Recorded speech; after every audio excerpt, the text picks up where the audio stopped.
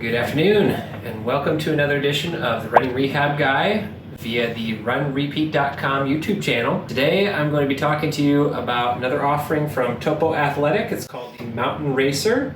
It's a brand new model from Topo, and it's designed as a really nice go-fast shoe for being out on the trails, trail running, any type of speed hiking. As far as the shoe itself goes, I would compare this very favorably to some of the faster trail models that you might have seen from Salomon.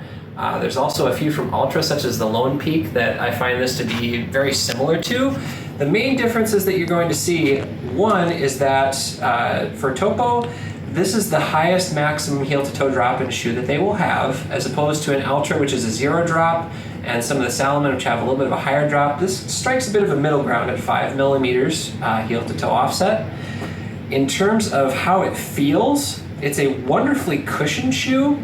I would say that it's not exactly the most flexible shoe, however. So if you're looking to be a little bit more into that Topo tradition of having that flexibility, that ability to kind of let your foot naturally move, the shoe does have a relatively decent amount of spring to it in the forefoot, but trying to put that torsion test to it at the midfoot is going to leave you with a little bit more stability than you may be used to out of a Topo.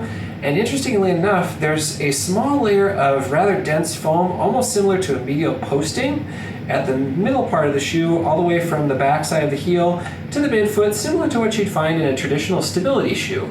Now, normally I'm not the biggest fan of this particular feature because it tends to give me a little bit of an irritation under the arch and into the midside of the tibia, just because I tend to prefer to run in a more neutral shoe.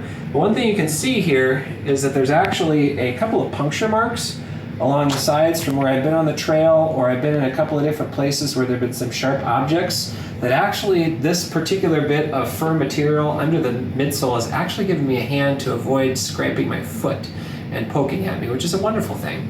In comparison to a few of the other models that Topo has in terms of, say, your Hydroventure or your Terraventure that have a rock plate, this particular model actually doesn't. It leaves some of the midsole foam exposed, which I find to be fantastic compared to those two models, because while I did enjoy some of the springiness and a little bit of the anti-bruise factor that you had with the Hydroventure and the Terraventure, similar to the Ultraventure, which this model is actually based on, you're going to get a nice plush ride over some of that gravel or some of that uneven terrain that you wouldn't have had previously, and just a tad bit more flexibility, especially in the forefoot where you see those flex grooves.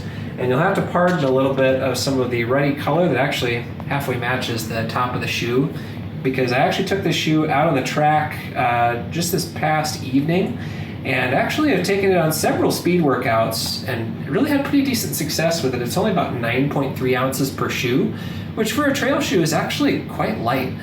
Compared to the Hydroventure, which is actually a 10.2 ounce shoe, it's actually almost a full ounce below that for their speedy go-to. In terms of the upper, you've got a nice ripstop upper so that you're not catching a bunch of burrs or catching a bunch of sharp objects coming through and tearing up your upper part of the shoe. It's got a nice gusseted tongue that if you look at the inside, there's actually an inner booty feature here that allows you to have good breathability and really pretty solid durability so far in the shoe. I've logged, as of right now, almost 90 miles in the shoe itself and done several other different cross-training workouts, biking and what have you. The other nice feature, especially this time of year in the state of Iowa in which I live, it's very hot, it's very humid, it's nice and drippy, we'll say, when you get to the midpoint of your run. And these nice little vents along the side of the TPU that are really nice for protecting your foot allow some of that to gush out right at a very strategic point, right at that forefoot where you've got the ball of your foot, you know, flex point in the shoe. So every time you step, it helps to squeeze some of that moisture out of the shoe. Downside to this particular model of Topo, which is very peculiar for Topo itself, is that you have a very thin and very almost, I would say, low-hanging toe box.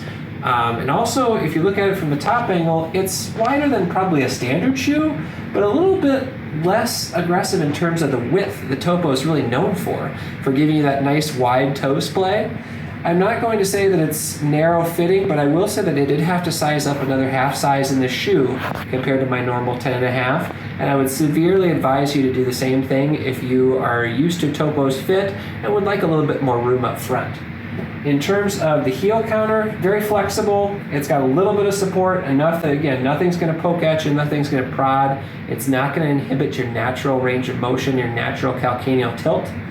But it's going to be enough in there present for you, enough that you can strap the gaiter onto the back. It's going to give you exactly what you need in terms of support, and nothing really of what you don't. Overall, I would say it's a very solid shoe. Styling-wise, the only gripe I really have to it, I really love the red, but it'd be wonderful to have another option. So at least one other color scheme that would be a little bit more neutral and just a little bit more available to your general purpose rather than just necessarily your go-to workout shoe.